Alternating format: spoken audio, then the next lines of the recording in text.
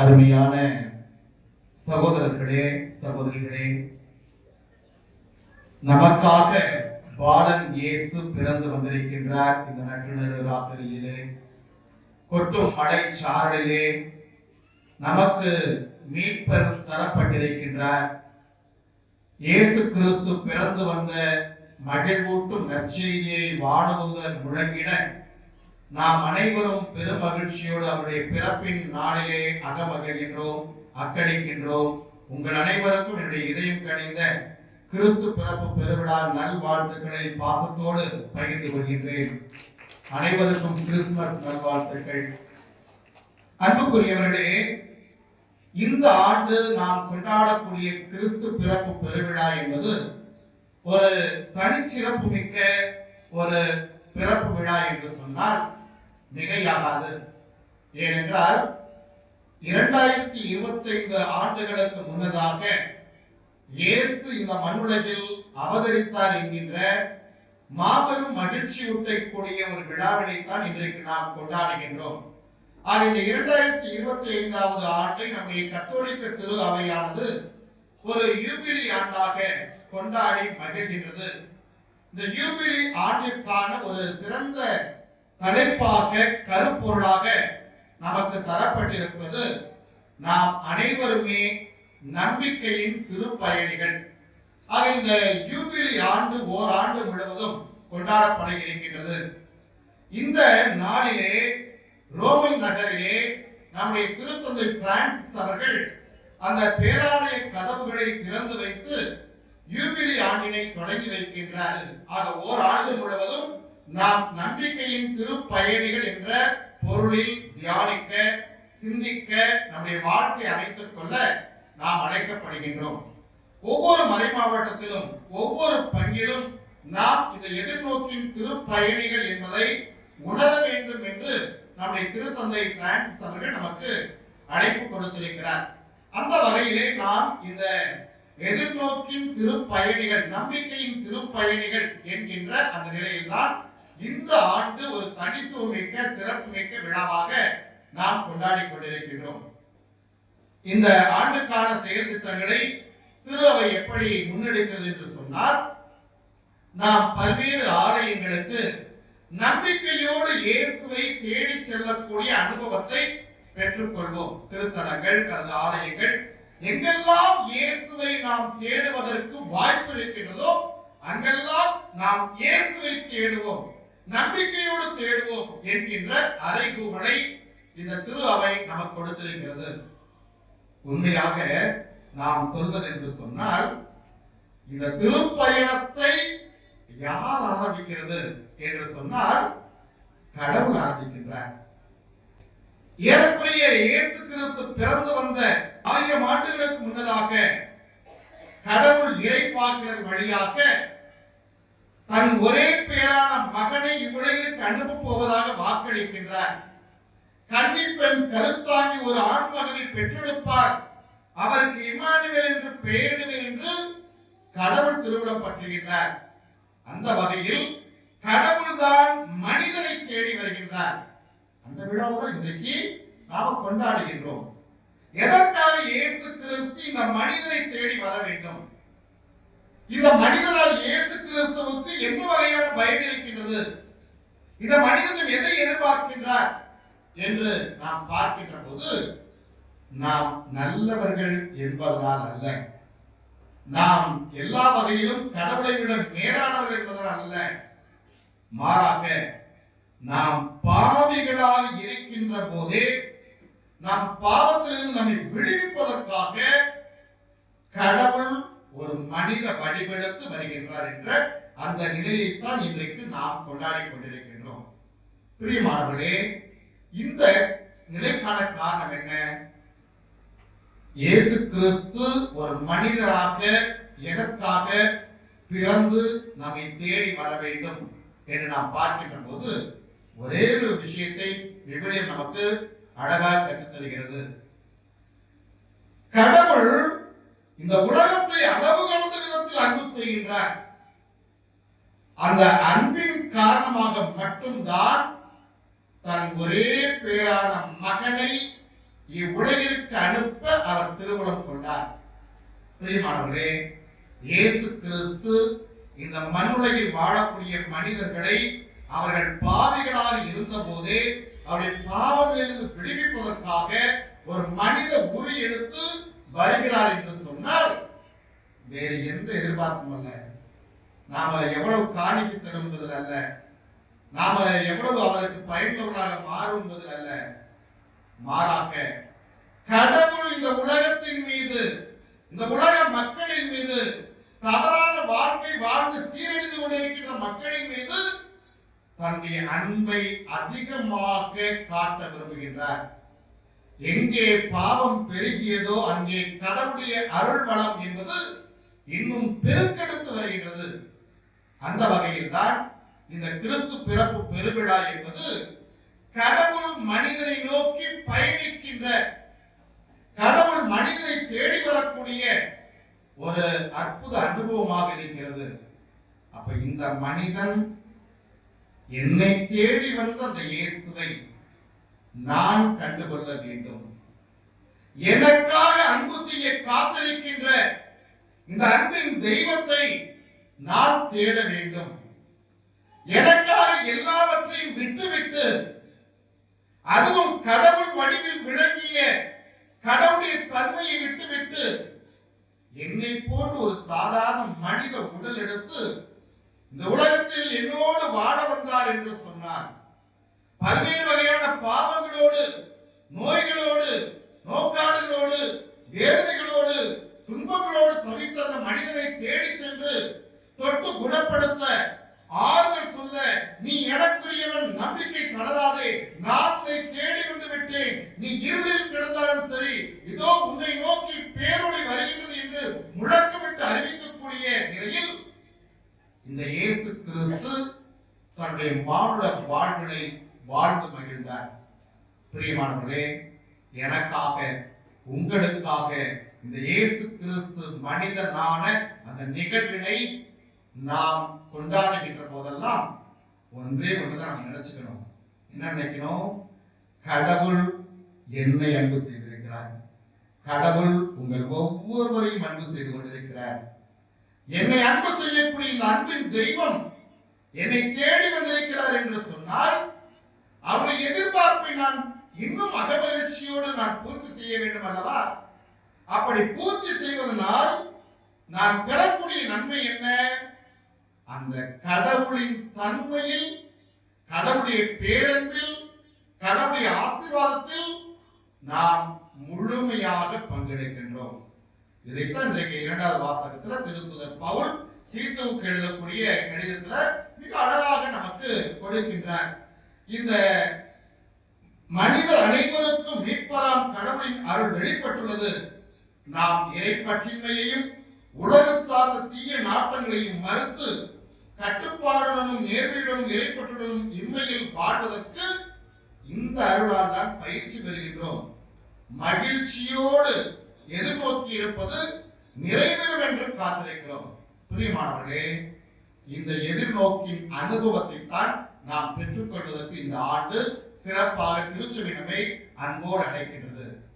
கடவுள் எனக்காக காத்திருந்தார், பல ஆண்டுகளாக காத்திருந்தார். காலம் நிறைவுற்ற போது அவர் மனித தன்மையில் தன்னை வெளிப்படுத்தினார். இந்த மனிதர்களோடு தன்னை ஐக்கியப்படுத்திக் கொண்டார். இந்த மனிதனோடு சேர்ந்து வாழ்வதற்கு தன்னை தயார்படுத்திக் கொண்டார். இந்த மனிதனோடு இணைந்து பயணிப்பதற்கு தன்னை தயார்படுத்திக் கொண்டார். ஆக அப்படிப்பட்ட அந்த ஆண்டவர் இயேசு இந்த உலகத்தில் என்னை போன்று, உங்களை போன்று ஒரு மனிதராக பிறந்து வந்து, மனிதராக வாழ்ந்து, மனிதராக இறந்து, அதன் வழியாக கடவுளுடைய திட்டத்தை தன்னுடைய வாழ்வெல்லாம் நிறைவேற்றி, அதன் வழியாகவே எல்லாருக்கும் மீட்பின் செய்தியை அவர் கொடுத்திருக்கின்றார். அந்த வகையில் தான் இந்த ஆண்டு நமக்கு ஒரு சிறப்பான ஆண்டாக அமைகின்றது. பிரியமானவர்களே, இந்த கிறிஸ்து பிறந்து வந்த அந்த நிகழ்வில் நாம் பார்க்கின்ற போது, ஒரு புறம் கடவுள் வடிவில் விளங்கிய நம் ஆண்டவர் இயேசு கிறிஸ்து நமக்காக மனித உரு எடுத்து ஒரு மனிதனாகவே பிறந்து வாழ்ந்தார். அவர் நம்மை தேடி வந்திருக்கிறார். இன்னொரு வகையை நாம் பார்க்கின்ற போது இந்த மரியா, இந்த யோசேப்பு, இவர்கள் எல்லாம் நம்பிக்கையின் திருப்பயணிகளாக அவர்கள் மாறுகின்றார்கள். எந்த அளவுக்கு நம்பிக்கையின் திருப்பயணிகளாக அவர்கள் மாறுகின்றார்கள்? கடவுள் தங்களுக்கென்று வைத்திருக்கக்கூடிய அந்த திட்டத்தை அவர்கள் ஏற்றுக்கொள்கின்றார்கள். மரியாவுக்கு என்ன திட்டம்? கன்னிப்பெண் கருத்தாக்கி ஒரு ஆண் மகனை பெற வேண்டும். இது கடவுளின் திட்டம். மரியாளுக்கு திருமண ஒப்பந்தம் மட்டுமே ஆகியிருக்கின்ற சூழலில் வானதூதன் கபிரியேல் உரைத்த அந்த மகிழ்வின் செய்தியை ஏற்றுக்கொண்டு, இதோ ஆண்டவருடைய அடிமை, உன் வார்த்தையின்படி எனக்கு ஆகட்டும் என்று சொல்லி மரியாள் தன்னை அர்ப்பணம் செய்ததன் வழியாக ஏற்கனவே ஆயிரக்கணக்கான ஆண்டுகளுக்கு முன்பாக இறைவாக்குகள் உரைத்த அந்த செய்தி நிறைவேறுவதற்கு அன்னை மரியாள் முழு மனதோடு ஒத்துழைப்பு கொடுத்தார். அவர் திருப்பயணியாகவே அதுதான் அவர் மாறுகின்றார். கடவுளின் திருவுளத்தை ஏற்றுக்கொள்வதில் அவர் ஒரு திருப்பயணி, ஒரு நம்பிக்கையின், ஒரு எதிர்நோக்கின் திருப்பயணி. யோசேப்பு எப்படி ஒரு எதிர்நோக்கின் நம்பிக்கையின் திருப்பயணியாக மாறுகின்றார்? திருமண ஒப்பந்தம் மட்டுமே ஆகியிருக்கிறது, தன்னுடைய மனைவி கருவுற்றிருக்கின்றாள் என்ற செய்தி அறிய வருகின்றது. ஆனால் யாருக்கும் தெரியாம மறைவாக விளக்கிவிட அவர் திட்டமிடுகின்றார். கனவில் மட்டுமே வானதூதர் அவருக்கு செய்தி சொல்கின்றார், மரியாவை ஏற்றுக்கொள்ள அஞ்ச வேண்டாம், அவர் கருவுற்றிருப்பது கடவுளின் ஆற்றலினால் தான், கடவுளின் வல்லமையினால் தான், அவரை ஏற்றுக்கொள் என்று சொல்கின்ற போது எந்த தயக்கமும் இன்றி மரியாவை தன்னுடைய மனைவியாக ஏற்றுக்கொண்டு அவர் வாழ்நாள் முழுவதும் மரியாவின் மீதான அந்த அன்பை அவர் வெளிக்காட்டிக் கொண்டே இருந்தார். அதுதான் அவருடைய கடவுள் அவருக்காக வைத்திருந்த அந்த திட்டத்தில் அவர் பங்கெடுத்த தருணம். ஆக அந்த முழு ஒத்துழைப்பை அவர்கள் நல்குகின்றார்கள். இதையெல்லாம் கடந்து நாம் பார்க்கின்ற போதுதான் இன்றைக்கு நற்செய்தி வாசகத்தில் நாம் வாசிக்க கேட்டோம். குரோனியோ ஆளுநராக இருந்தபோது அங்கிருக்கக்கூடிய மக்களை கணக்கெடுக்கின்ற பணி முதல் முறையாக நடைபெறுகிறது. ஒருவேளை இந்த மரியாள், யோசேப்பு நாசரேத்தில் வாழ வேண்டியவங்க தான், இந்த இயேசு நாசரேத்தில் பிறக்க வேண்டியவர் தான். ஆனாலும் கடவுளின் திருவுளம் அந்த நேரத்தில் பெத்லகேமில் தான் இந்த இயேசு பிறக்க வேண்டும் என்று ஏற்கனவே இறைவாக்கில் உரைத்திருக்கின்றார்கள். தாவீதின் ஊரிலே பெத்லகேமிலே மீட்பர் மெசியா உங்களுக்கு தோன்றுவார் என்று ஆயிரக்கணக்கான ஆண்டுகளுக்கு முன்பாகவே சொல்லி இருந்தார்கள். அதன்படிதான் எல்லாமே கடவுள் நடத்தி வருகின்றார். அவர்கள் நாசரேத்தில் இருக்க வேண்டிய தருணம், ஆனால் அந்த நேரம் பார்த்து அந்த மக்கள் தொகை கணக்கெடுக்கின்ற அந்த பணிக்கு சொந்த ஊருக்கு பெத்லகேமுக்கு வர வேண்டியிருக்கிறது. வந்த இடத்தில் தான் இந்த இயேசு பிறக்கின்றார். அப்போ உண்மையாகவே ஒரு சாதாரண மனிதன், நாம பல நேரங்கள்ல என்ன சொல்றோம்? சாட்சி போக்கு சொல்றோம். ஏதாவது சில செயல் செய்யனா எனக்கே முடியல, எனக்கே நிறைய படிக்க வேண்டியிருக்குது, எனக்கே வேலைக்கு போயிட்டு வந்தா ரொம்ப அடுப்பா இருக்குது, எனக்கே அங்க போக வேண்டியிருக்கு, இங்கே போக வேண்டியிருக்குது. சாதாரண சின்ன சின்ன விஷயங்களுக்கு தான் சொல்றோம்.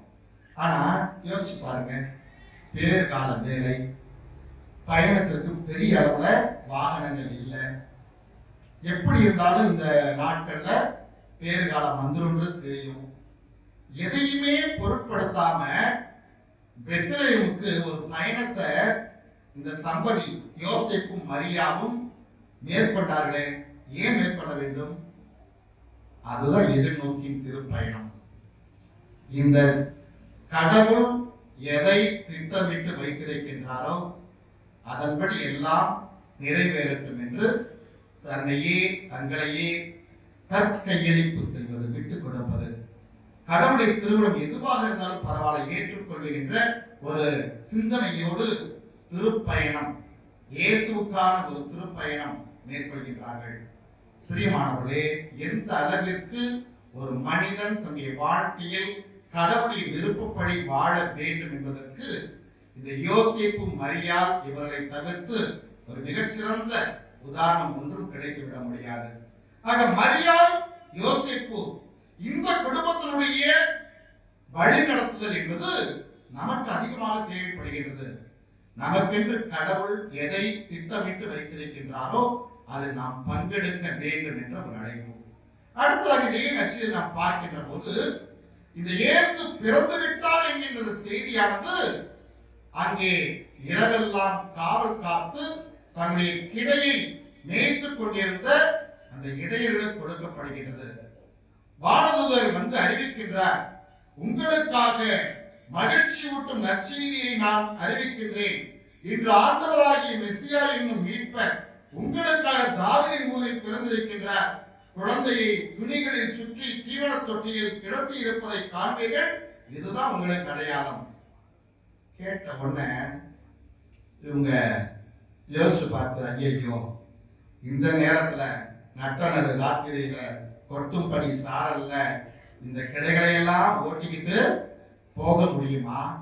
அல்லது கிடைகளை இங்க விட்டுட்டு போனா அடுத்து ஏதாவது ஓனாய் வந்து கடிச்சு கொதறிடுமா? எதையும் பொருட்படுத்தல. எதிர்நோக்கோடு நம்பிக்கையோடு அந்த குழந்தை இயேசுவை காண்பதற்கு சென்றார்கள். பிரியமானவர்களே, நம்பிக்கையின் அல்லது எதிர்நோக்கின் திருப்பயணம் என்பது வேற ஒன்றுமே இல்லை. ரொம்ப சிம்பிளா சொல்ல போனா நாம் இயேசுவை நோக்கி பயணிப்பது. நாம் எந்த ஆலயங்களுக்கு போனாலும் சரி, எந்த திருத்தலங்களுக்கு போனாலும் சரி, இந்த நம்பிக்கை அல்லது எதிர்நோக்கு திருப்பயணம் என்பது வெறும் கட்டிடத்தை நோக்கிய பயணமாக மட்டும் அமைந்தது என்று சொன்னால் அது முற்றிலும் வீணிலும் வீழ்ந்தார். ஆனால் நான் எங்க வாழ்கின்றேனோ என்னுடைய வாழ்விடத்தில் இந்த நம்பிக்கையை நான் முதலாவதாக உறுதி செய்து கொள்ள வேண்டும். எந்த இடத்துல நம்ம வாழ்ந்தாலும் சரி, அது வீட்டில் வாழ்ந்தாலும் சரி, பணியிடங்களில் வாழ்ந்தாலும் சரி, ஒரு ஆலயத்துக்கு வந்தாலும் சரி, நான் எங்கே இருக்கின்றனோ அங்கே எனக்கு முதலாவதாக நம்பிக்கை என்பது பிறக்க வேண்டும். நான் செய்வதெல்லாம் கடவுளுடைய செயல்கள் தான் என்று ஒரு நம்பிக்கை பிறக்க வேண்டும். நான் தேடுவதெல்லாம் கடவுளின் விருப்பம் தான் என்ற நம்பிக்கை நமக்கு பிறக்க வேண்டும். அந்த நம்பிக்கை இருந்தால் மட்டும்தான் இந்த இறைவனை நாம் சந்திக்க முடியும். இந்த இறைவன் பேசுவதை நாம் கேட்க முடியும். பல நேரங்கள்ல நம்முடைய விருப்பத்தை கடவுள் சொல்றது மட்டும்தான் நமக்கு அதிகபட்ச ஆசை. எத்தனை திருத்தலங்களுக்கு போனாலும் ஒவ்வொரு திருத்தலத்திலையும் ஒரு பெரிய லிஸ்ட், எனக்கு இதுதான் வேணும், எனக்கு இது வேணும், இதுக்கு வேணும். எனக்கு பிரியமானதை நீங்க கொடுங்க, மாறா எனக்கு பிரியமானதை எனக்கு செஞ்சு கொடுங்க, இயேசுவே எனக்கு பிரியமானதை செஞ்சு கொடுங்க. இந்த ஆண்டு கொஞ்சம் மாற்றி கேட்க பார்ப்போம். இயேசுவே உங்களுக்கு விருப்பமானதை சொல்லுங்க, நான் செய்கிறேன். ஏன் தெரியுமா? இன்றைய முதல் வாசகத்துல இறைவாக்கினர் எசையா இந்த ஒரு திருப்பயணம் என்ற அந்த கருத்தை நாம் பார்க்கின்ற போது இறைவனை தேடக்கூடியவர்களுக்கு இறைவன் எப்படி அவர் தன்னை கொடுக்கிறார் என்று சொன்னால், அவரை பற்றி இங்கே சொல்லுகின்ற போது மிக அழகான சில வார்த்தைகளை சொல்லுகின்றார். அவர் திருப்பெயரோ வியத்து ஆலோசகர், வலிமை மிகு இறைவன், என்றும் உள்ள தந்தை, அமைதியின் அரசர் என்று அழைக்கப்படும். பிரியமானவர்களே, கடவுளை நாம் நம்பிக்கையோடு தேட ஆரம்பிக்கின்ற போது நாம் என்ன செய்ய வேண்டும் என்பதை நாம் முடிவெடுக்கவே வேண்டாம். ஏனென்றால் அவர் வியத்து ஆலோசகர். நமக்கு தேவையான எல்லா ஆலோசனைகளையும் அவர் கற்றுத்தந்து கொண்டிருப்பார். இதை செய், இதை செய்யாத. அவர் சொல்றதை மட்டும் நம்ம கொஞ்சம் கேட்டா போதும். அவர் சொல்றதை மட்டும் கேட்டா போதும். இது நடக்கும்னா நடக்கும், இல்லப்பா இது வேணா வேணான்றது நம்ம விட்டுட்டு போயிட்டா நமக்கு பாதுகாப்பு கிடைக்கும்.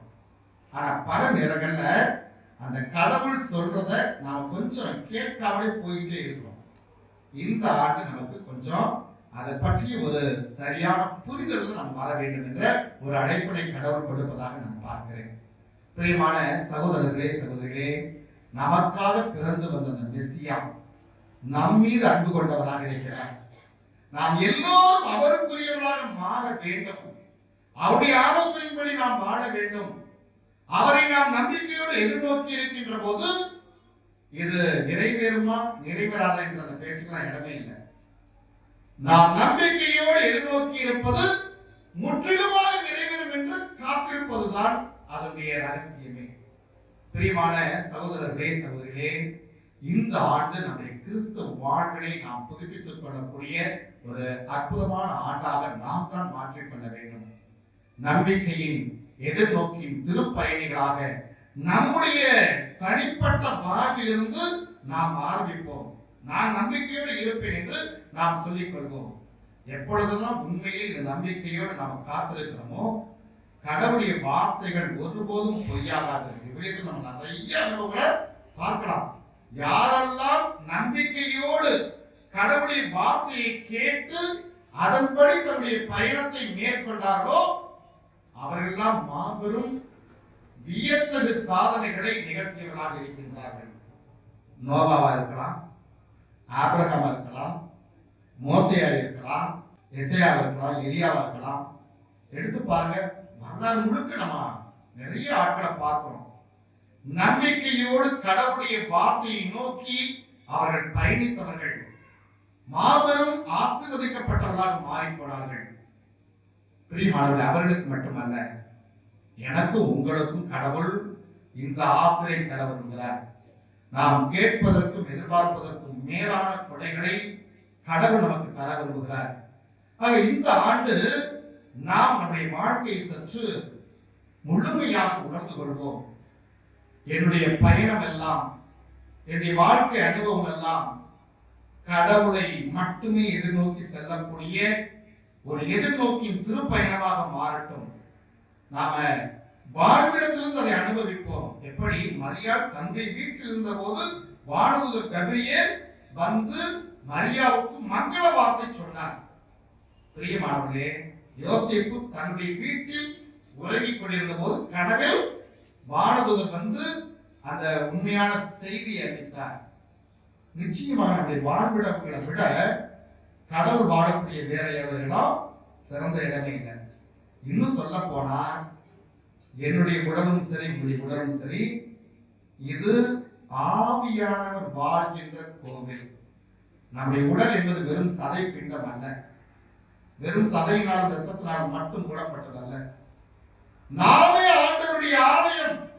இதை நம்ம உணர்கின்றோமா? நம்பிக்கையோடு உணர்வோம். அப்ப இந்த உடல் எங்க போனாலும் சரி, ஒவ்வொரு வேலை செய்கின்றப்பையும் சரி, நான் கடவுளுக்குரியவன், கடவுள் எனக்குரியவர், கடவுள் அவருடைய அன்பினால் என்னை நிரப்புகின்ற போது நான் என்னுடைய அன்பினால் அவருக்கு நான் மகிழ்ச்சி ஊட்டுவேன் என்கின்ற ஒரு முக்கியமான தீர்மானத்தை இந்த ஆண்டு நாம் எடுப்போம். கடவுளை நோக்கி நாம் பயணிப்போம். கடவுளை நோக்கி பயணிக்கத்தான் நமக்கான ஆசீர்வாதங்கள் என்ன என்பதை நமக்கு தெளிவாக புரியும். அந்த வகையில் நான் என்னுடைய தனிப்பட்ட வாழ்க்கை நிறைய அனுபவங்களை உங்கள்கிட்ட ஏற்கனவே சொல்லியிருக்கிறேன். ஒவ்வொரு முறையும் அந்த கடவுள் என்னோடு இருக்கிறார் என்ற அந்த அனுபவத்தை நான் உணர்கின்ற போதெல்லாம் உடல் நோய்கள் குணமாக இருக்கின்றன. அதை விட இயற்கையின் பேர் இறைச்சல் கூட மாறி போயிருக்கின்றன.